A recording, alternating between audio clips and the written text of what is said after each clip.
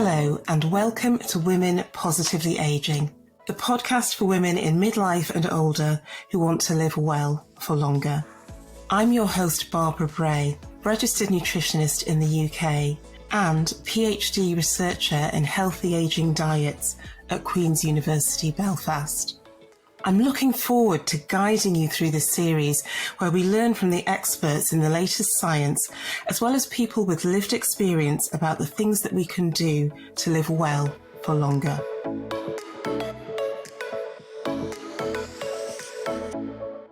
Hello and welcome to Women Positively Aging, the episode on brain health. The brain is a complex organ that controls our movement, our emotions, and stores our precious memories. When we talk about brain health, there are a few definitions, and the one I have chosen is from WHO due to its inclusive language. Brain health is the state of brain functioning across cognitive, sensory, social emotional, behavioural and motor domains, allowing a person to realise their full potential over life course, irrespective of the presence or absence of disorders. How do we maintain our brain health? Is it possible for us to reduce our dementia risk as we age?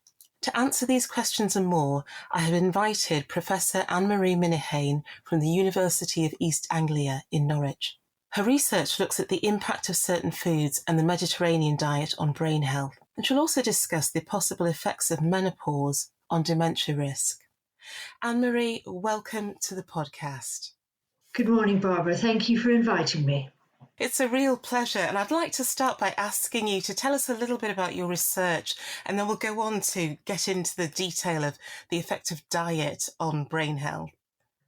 Yeah, sure thing, Barbara. Yes, so I'm a nutrition biochemist. I've been working in the field of nutrition biochemistry for longer than I care to remember, several decades. And I started off actually in the cardiovascular field, particularly omega-3 fatty acids and cardiovascular health. And over the years, it's become really obvious that our cardiovascular well-being is a huge determinant of our brain health, and that omega-3 fatty acids are a huge determinant of our brain health. So probably over the last decade or so, myself and the group I work with have been doing a lot of work on particularly omega-3 fatty acids, plant-based foods, and brain health, with a recent focus actually on the menopausal period and the changes that occur in women through the menopausal period, and what kind of strategies we can recommend to women to kind of mitigate the neurophysiological changes that happen through the perimenopause. Thank you. We'll delve into that as we go. And first of all, I'd like to start by talking about the effect of diet and also not just diet, thinking foods, but also hydration on brain health.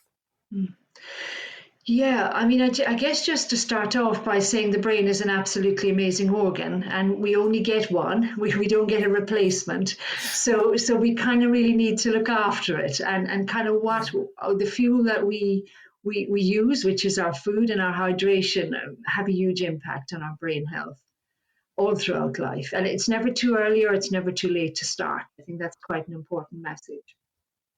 I mean, you mentioned a really important thing, Barbara, hydration. It's often forgotten because, as we age and as our kidney and bladder function isn't as it used to be when we get younger and we need to go to the bathroom more often.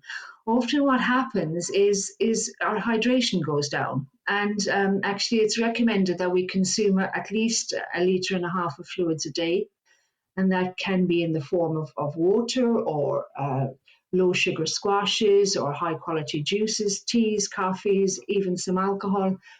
But actually, if we're dehydrated, it has a huge impact on our cognitive performance. And it's one of the simplest ways, actually, and one of the most forgotten ways to improve cognition is to make sure we're hydrated.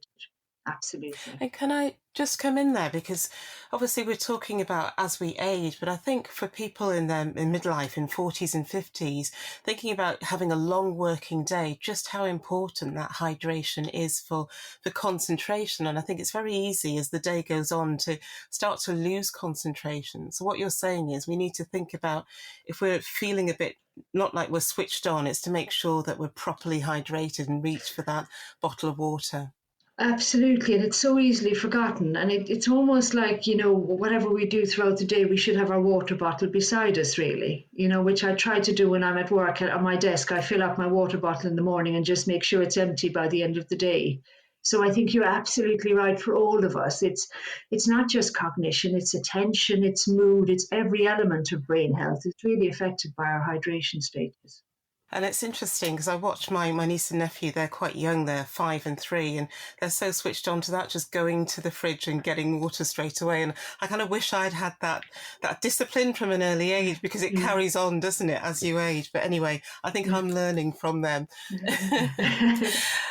And now I'd like to talk about the foods that we should be eating and the difference that diet makes on our brain health. Yeah. I mean, I guess we all kind of get the general advice that we should eat more fruits and vegetables, but I guess we could make an effort today in our conversation to get a bit more granular around that and what exactly we mean. So certainly there's a lot of evidence that a plant-based diet, whole plant foods, Mediterranean-style diet is beneficial for brain health. And we've done a lot of work at the University of East Anglia researching whether if folks in the UK adopt a Mediterranean style plant based diet, that we have the same benefits.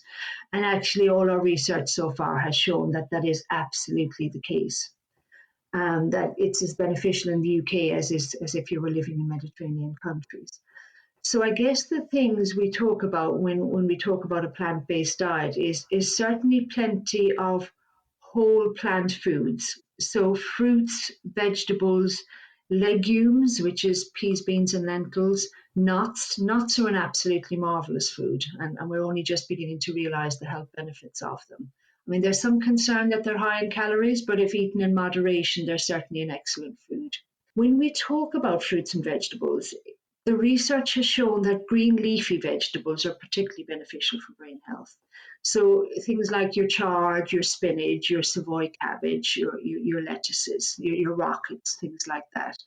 And also there's evidence that anthocyanin-rich fruits and vegetables are beneficial. So they're kind of your purple, your red, and your blue fruits. So your berries are the obvious example, but also things like red cabbage and red onions are a really nice source of anthocyanins.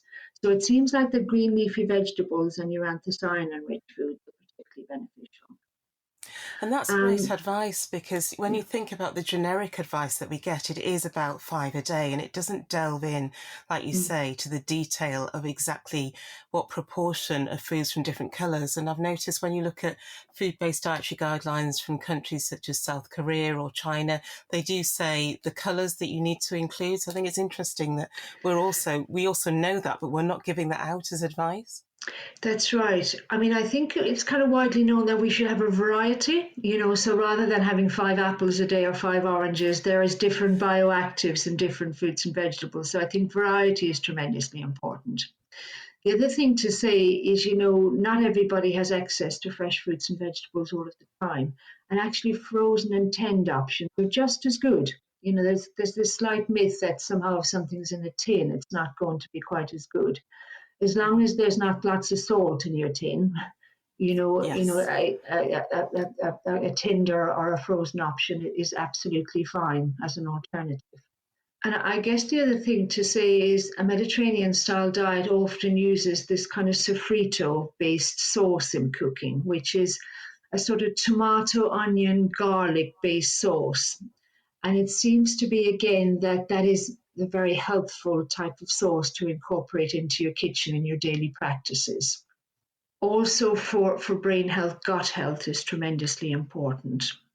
And we're beginning to realize a lot now about the connection between the gut and the brain and the gut-brain axis. And as the research develops, there's an understanding that the connection happens at a whole variety of levels. There's the enteric nervous system, which connects the gut with the brain. There's a huge number of hormones produced by the gut which affect brain health. There's also substances like short-chain fatty acids, and actually the gut itself produces a whole host of neurotransmitters, which the brain produces, but the gut also produces. So we kind of have, as the years are going by, we're really beginning to realize what the physiological basis is for the connection between the gut and the brain. And one tremendously important way to retain gut health is through ensuring that you have sufficient fibre in your diet and consume as much whole grains as you can. And that also links into the fruit and vegetable advice, doesn't it? Because we know that fruit and vegetables, that depending on the types you eat, you're going to have quite a lot of fibre as well. So I think having that whole grain and the fruit and veg together is going to have a big impact.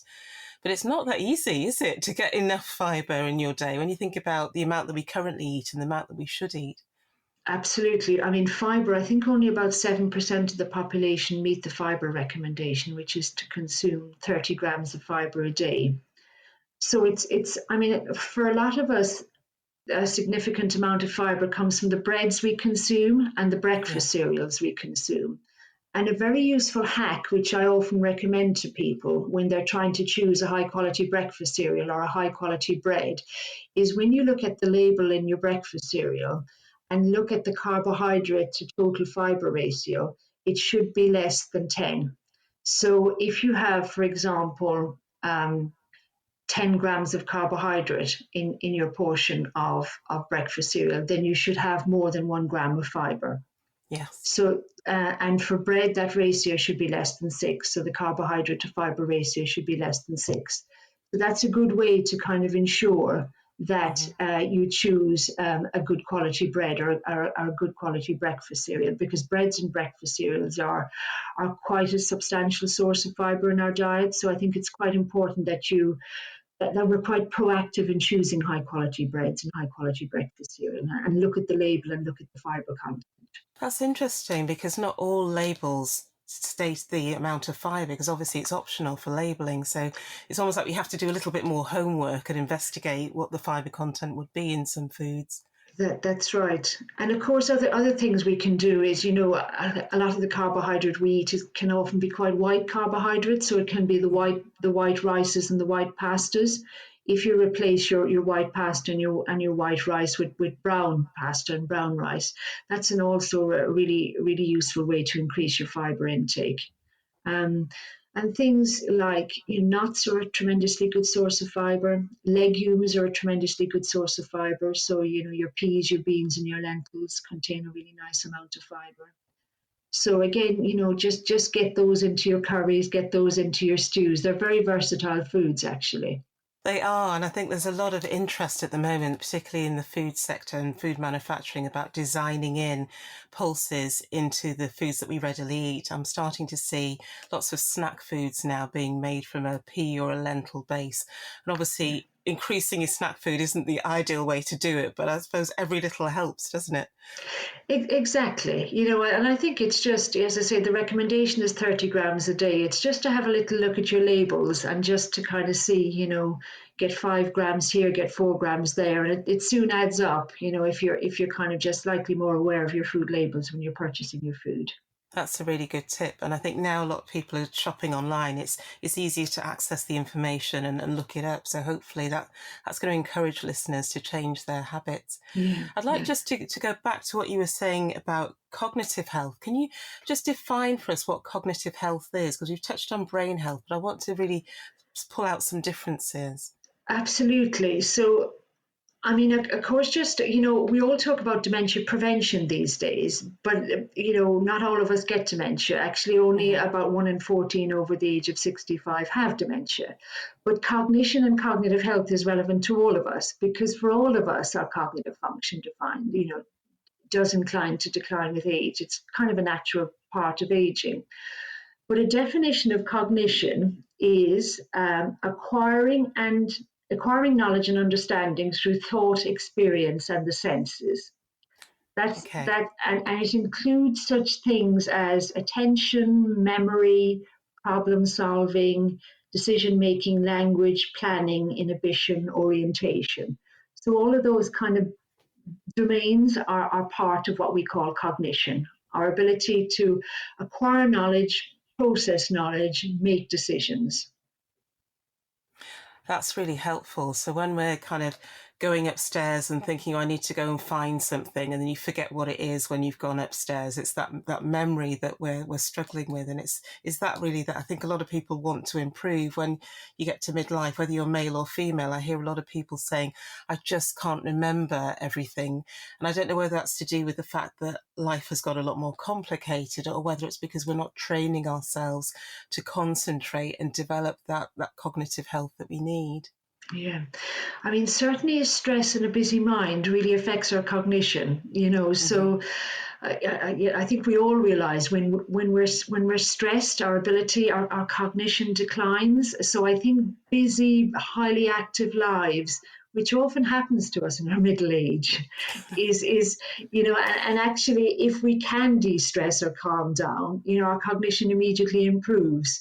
So don't worry too much if it happens to you on occasion. It's not a sign you're heading for dementia. It's often a sign that and of course, we all focus on what we forget. We never focus on what we remember. I think as human beings, we are quite hard on ourselves.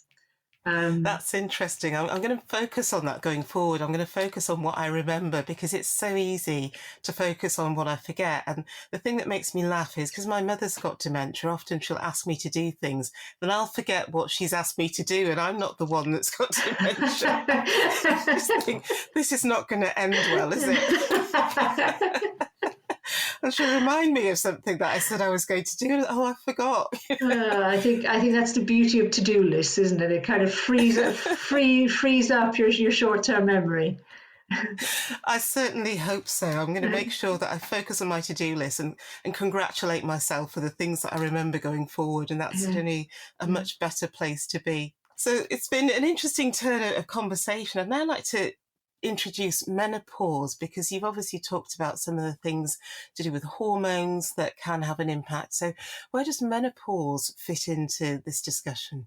Yeah, I mean, it's really important, and I think it's only in recent years that it's got due attention, to be honest. Menopause itself, the definition of menopause, and the average age of menopause is 51.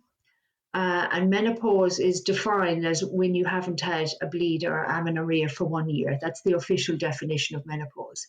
But of course, that's preceded by a period of 4 to 10 years of what we call perimenopause, when their hormones are in a great state of flux. Yes. And that period, actually, for about 2/3 of women, has a significant effect on their brain health. And for some women, it can be quite modest, but for some women, it can be quite consequential. And it's really not surprising, because if you look at the brain and various regions of the brain, those regions are full of estrogen receptors. So it kind of makes sense from a physiological perspective that once you get a decline in estrogen, that those brain regions are affected, and that you do see an effect on your brain health. Often, once you come through the perimenopausal period, a lot of the effects you see, which are, effects on mood, effects on sleep, effects on memory and concentration and attention, and also verbal fluency. You lose your words. Yes. Often those things are experienced to some degree by a lot of women as you transition from premenopause to menopause during that perimenopausal period. So it is a real effect. It certainly is a real effect for a lot of women. And from the research that you've done, is there anything that you can do to mitigate the issues that you're experiencing during that transition, from a dietary point of view or otherwise? I mean, from a dietary point of view, I guess, the menopause is a real window of opportunity. So a lot of the things we're talking about are really important to instigate. The things we've talked about already are really important to instigate during that perimenopausal period. I mean, what our research has shown in experimental models is that the menopause is associated with a real decline in uptake of omega-3 fatty acids into the brain. Okay. And that actually, at least in model systems, menopause results in a decline in the omega-3 fatty acid DHA in the brain, docosahexaenoic acid in the brain. So I think it's really important during that menopausal period that women ensure they have sufficient oily fish in their diet, or if oily fish isn't something that I mean, oily fish are a very versatile and tasty food, but if it's something you don't consume, then supplements are always an alternative. So I guess that's kind of one suggestion. As I say, all the dietary things we've spoken about already are completely relevant for women as they're going through the menopausal period. And also, there's been some interest in phytoestrogens and how how phytoestrogens might help with some of the symptoms going through menopause. And can you just define a phytoestrogen? Yeah, sure, Barbara. So phytoestrogens are kind of weak form of estrogens that. So when you talk about estrogens being principal hormones in females, there's a kind of weaker form of estrogen which you find in plant-based foods called phytoestrogens. So they behave similarly to estrogens in the body, but they have much weaker effects. And they're found in foods such as sesame seeds, flax seeds, soya products, and edamame beans, tofu, things like dried fruit. Actually, dark chocolate is a good source, which is good to know. Oh, good. And brassica, things like broccoli is a source of phytoestrogens. So there's a number of plant-based foods which contain these phytoestrogens, and there's been some work showing, at least in some women, they help with cardiovascular health as women transition through the menopause. There's been less work done on brain health, but intuitively, I think, based on what we know on cardiovascular health, they may be helpful at least for some women. Yes, I do like the idea that we can have a range of options there because, like you're saying, not everybody wants to eat certain foods. So I think the supplements from an oil point of view is an interesting one because I know from when you look at studies that people have done on fish farming, for example, or the source of fish, not all fish have got the same levels of the right omega-3s in them. So it's interesting to see how the production of certain foods, the actual quantities of the nutrients that we need might fluctuate over time. So I think having supplements in there as an option is also important. But it's interesting in that supplements are advertised to a lot of people and you don't necessarily know what is the right supplement. So focusing just on omega-3, I think is important, a message to get across. Yeah, I mean, the oily fish story is really interesting, and you're absolutely right, Barbara. A lot of the sort of farm salmon these days contains lower levels of omega-3 than the wild versions, because, of course, farm salmon need to be provided with it through their diets, and because fish oils are an expensive commodity, actually, farm salmon are provided with less of the omega-3 than the wild salmon, so they tend to be lower in concentration. But there's excellent foods apart from salmon. Things like mackerel and herring are really rich sources of omega-3, Yes. and things like sardines. And they're very, very underconsumed foods in the UK. So, the richest sources are things like Yes. mackerel and herring and sardines. So there's very good ways of affordably getting omega-3 in the diet other than salmon and tuna. Yes, I'm a huge fan of sardines. It's something that I grew up with because where my parents are from, sardines and mackerel is a big food there. People are used to eating it canned. It's not necessarily fresh at all, but canned sardines and canned mackerel is a favourite there. So I've grown up with it, and I think it's very underrated because we know that Cornwall and Scotland there's good sources of sardines and little fish that have got all of those nutrients that we want. So it's a plug almost for the British seafood industry as well. Well, absolutely. We produce huge amounts of herring and mackerel, the most of which we export. And actually, very few of us in the UK meet the recommendation to eat one portion of oily fish a week. And if we're thinking about simple ways to improve brain health, which are particularly important during the menopausal transition, then if I were to pick one thing, I would say oily fish is the one. So I think we can all do better on that front. Definitely, and I'm really pleased that through the thread of this conversation, I'm seeing foods that are traditionally consumed in West Africa and in the Afro-Caribbean diet have really come to the fore. So when you think about the sofrita sauce, you find that in the West African culture and Caribbean foods. And it's interesting how foods probably aren't given the same level of respect in other cultures. You think, well, they're not great, we want to be eating something else. But actually, when you go back to the food that our grandparents were eating, whole foods that used a lot of fish and a lot of tomatoes and onions, what you're saying is we still need to be eating those foods. So the food that my grandma was making, I need to go back to, really. Yeah, I think you're absolutely right, and kind of in as whole a form as we can manage. There's lots of these foods available now in all kinds of multi-ingredients dishes, but once you start to get into the ultra-processed territory, then a lot of the benefits of these individual ingredients are kind of cancelled out by a lot of other things that are added to food. So I think eating these foods in as whole a form as possible is very, very good advice. I'm going to go back to my mackerel, tinned mackerel on toasted brown bread. That's going to see me through. That's good advice. And finally, the last segment, I'd like to talk about dementia. So we've talked about brain health and cognitive health, and you mentioned 1 in 14 people over the age of 65 are likely to get dementia.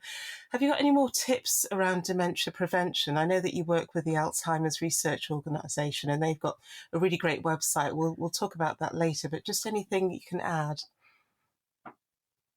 Yeah, I mean, there was a great report brought out in 2020, led by Jill Livingston, which was called Dementia Prevention, Intervention and Care.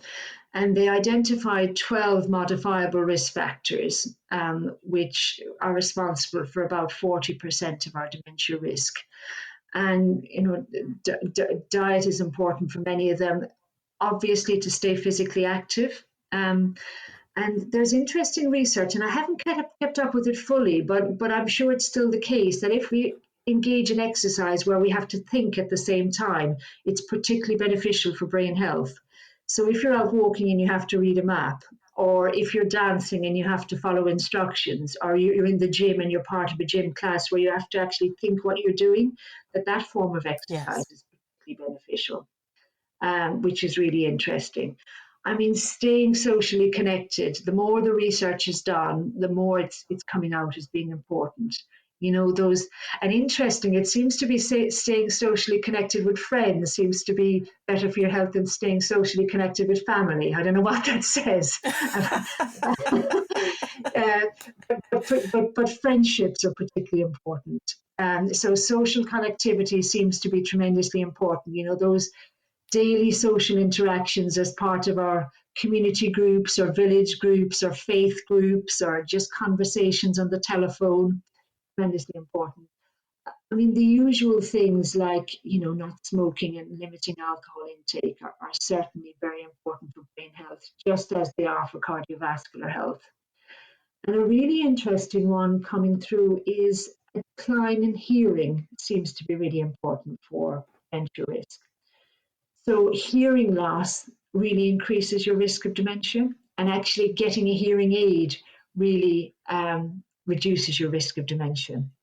So actually, for those of us that are vain out there who think my hearing is declining, but I don't really want to get a hearing aid because I'm not old enough, or I think it's really important that we retain good hearing into old age to reduce our risk of dementia. So that's a really interesting one, which is coming through in the research. The first time I came across hearing loss was about a week or so ago when I attended an event by Alzheimer's Research. And the question I have for you, because I'm probably not at that age yet, is there a point at which we are mandatorily tested for hearing? I know people who might work for organisations get a hearing test every year as part of their work, but for those of us who don't, is there any provision within the National Health Service that you'll automatically get tested at a certain age? I don't know the answer to that, Barbara, but I'm sure, if you just contact your GP surgery, they can tell you straight away. Because I think it's a very easy thing to do, to be honest. It's not a very sophisticated test. So I think if people are interested, just give their GP surgery a call and find out what they need to do.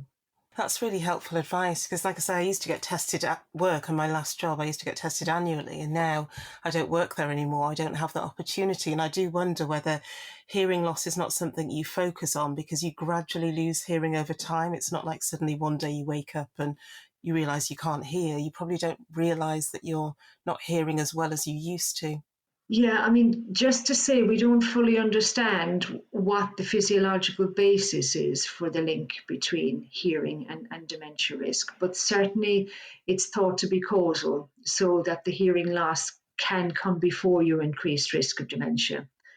So, I think it's tremendously important that, and I guess, oftentimes as you lose your hearing, you become more socially isolated because you can't participate in conversations like you used to previously.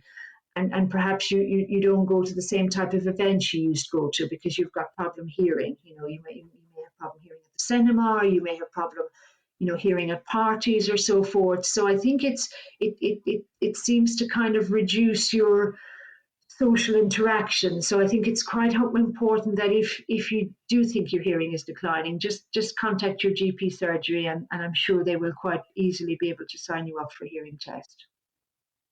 That's great advice, and it links nicely with what we were talking about in the last episode, which was social isolation and loneliness, and ensuring that we maintain that regular contact with friends, like you say, more so than family. But moving on. I think with both. So I'll just mention to people who are interested that Alzheimer's Research UK has got a link on their website called Think Brain Health, which, like Anne-Marie's been saying, it's full of information about things you can do to improve your brain health and maintain your brain. Oh, actually, is it improve or maintain? Which is it? I mean, I think both. I think it's both, but at least maintain. And I think okay. For some it may improve, but I think at least maintain. Well, let's go with that then. So do log on to the Think Brain Health Alzheimer's Research UK website, where you can take a quiz to assess the current state of your brain health and also get some tips on how to maintain and hopefully improve it. So I'd like to thank you, Anne-Marie, for a wealth of information. I've certainly learned a lot of new things and got some more recipe tips and ideas for meals, and also not to spend a lot of money on doing it. You've reminded me of some of the cheaper things that we can do to have a good quality diet that will help us maintain good brain health. So thank you very much for joining us. My pleasure, Barbara. Very nice to see you. Thank you for joining me on today's episode of the podcast, Women Positively Aging. It's been an absolute pleasure to host. I do hope you have enjoyed what you've heard and feel confident about making changes that will help you live well for longer. Do subscribe, give feedback, comment on social media. It'll be great to hear from you. Until next time, stay well and see you soon.